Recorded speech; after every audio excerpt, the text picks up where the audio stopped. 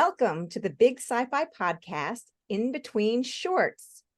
This time, we decided to create our own science fiction.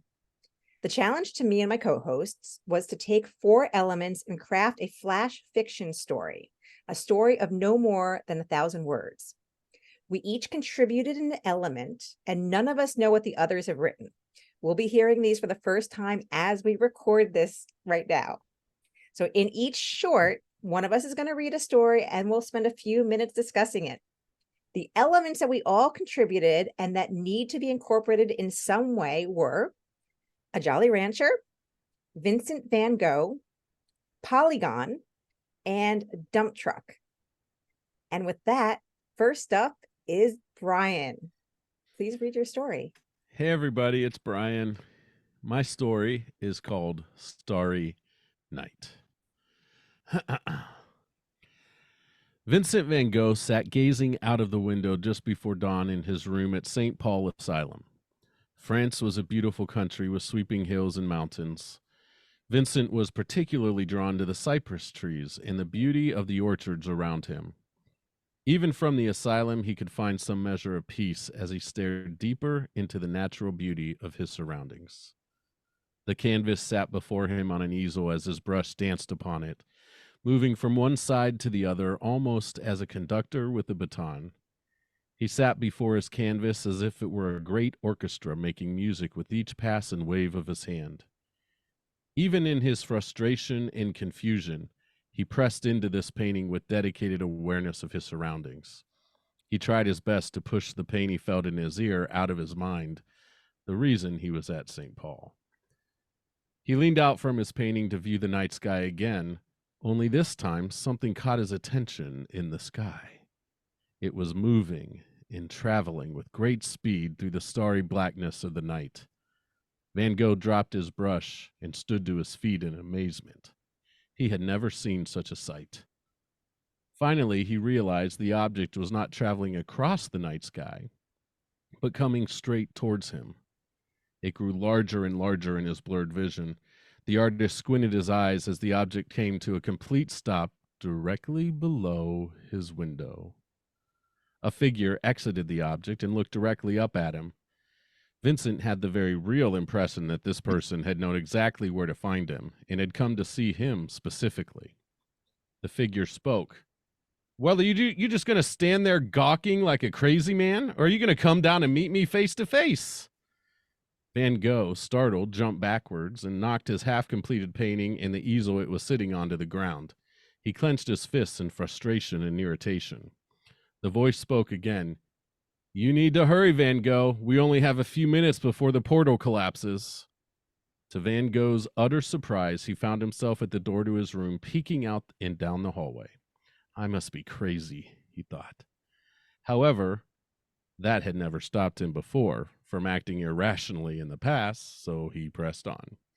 The starving artist was also starving for an adventure in freedom from the asylum. He noticed that the front door was unlocked. This was strange, especially for the pre-dawn hours, as the staff preferred to keep the patients locked up securely at night. Nevertheless, he opened the door and walked toward the strange object and figure awaiting him. The figure engaged in speech yet again. "Am I glad to see you, Mr. Van Gogh? I'll explain once more once we get inside this makeshift dump truck of a spaceship." Van Gogh looked at the object with a greater level of scrutiny and fascination. It had 4 large wheels. He realized that this object was actually some kind of vehicle. There was writing on the side of it that read, "The Jolly Rancher." He looked at the figure for a brief second before being pulled by the arm and shoved up into the inside of this strange contraption. He sat down and the other man showed him how to buckle what he called a seatbelt. Van Gogh copied the instructions and began to wonder if he was being taken hostage. Then he heard a rumbling noise and felt a strong vibration beneath him. The vehicle was coming to life and began to move forward. Then something marvelous happened. It lifted off the ground and began to fly towards the stars with great speed. The figure finally introduced himself. "Mr. Van Gogh, it's an honor to meet you. I hope you're not too freaked out by all this." Van Gogh cleared his throat and could only smile and snicker a bit.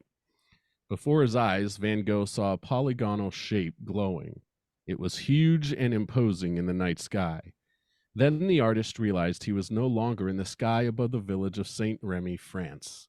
He was now among the stars. The octagonal shape was pulsating yellow and spinning. The inside of the object was presenting red and orange colors. The mysterious man beside him aimed the vehicle right at the center of the massive object before them. Mr. Van Gogh, the stranger said, I'm a time traveler from the future, and future humanity desperately needs your help. We suffered through endless wars and allowed all kind of our art to be destroyed as a result. After nearly coming to the end of ourselves, a small child found the painting you are currently working on this very night, and it captivated our imaginations. It reminded us of the beauty we once held and the power of allowing our creativity to be used for creating beauty and peace rather than for creating instruments of war. Vincent stared at the man intently. He continued, We need you to teach us how to see the world like you do. Van Gogh couldn't believe what he was hearing or what he was seeing. Before he could say anything else, a great flash of light consumed his vision, and in an instant he was seated back in his room at the asylum, with paintbrush in hand, canvas before him, and the starry night sky glowing outside his window.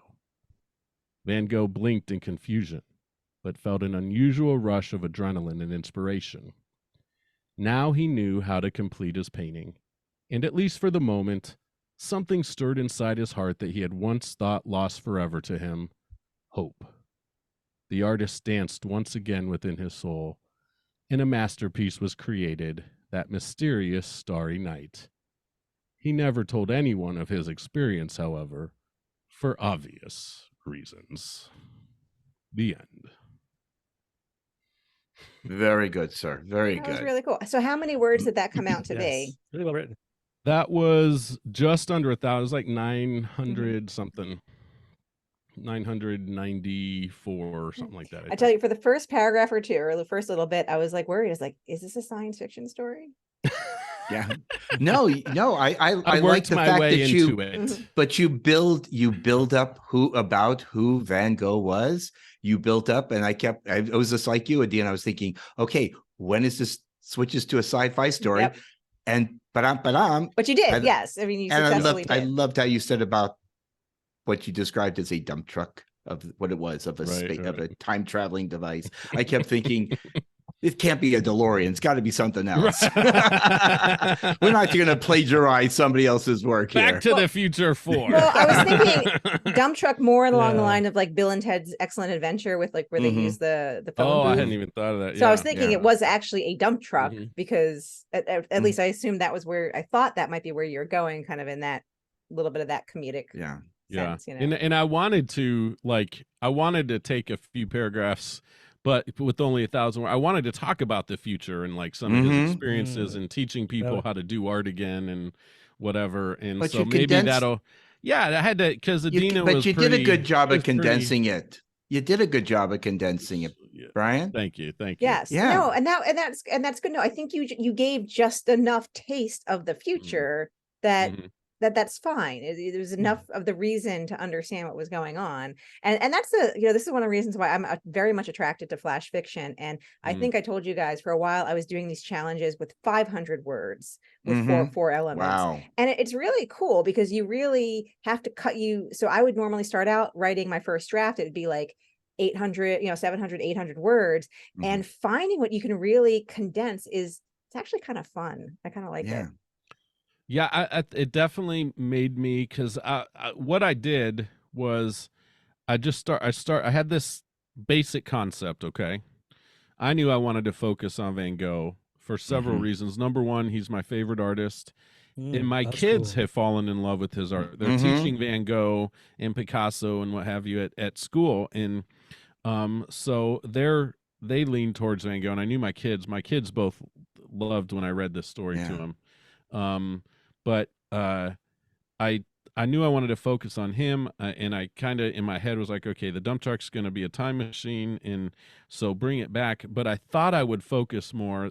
I had such the setup, I had no room for the future stuff. Mhm. But then I was like, well, what if he just had the flash And to him, no time has passed. Ultimately, he's right back where he was. Right. And so there might be a short story out of this too, in the future of Expand out getting to- into the future and what his experiences there and everything. So, Cool. Yeah, very good. No, Cris, did you have anything you wanted to say about Brian's story? Just really well written.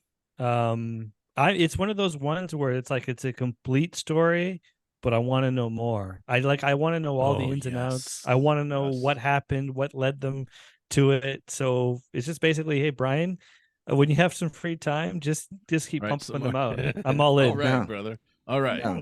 I'll do it. Brian, thank you very much. That was awesome. And this concludes our first of 4 shorts. Stick around, there'll be more.